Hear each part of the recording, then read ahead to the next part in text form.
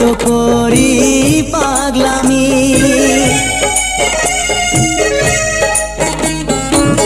এমন পাগল বুকে ধরে রাখবো বেঁধে অন্তরে। শিরি ফরহাদ লাইলি মজনু নাই বাহলাম, প্রেম কাহিনী লিখবো আবারও। আমরা প্রেম কাহিনী লিখবো আবারও। হে হে 16 থেকে 17 পার হয়েছি 18। একা একা বন্ধু গো রইব কতদিন আরো।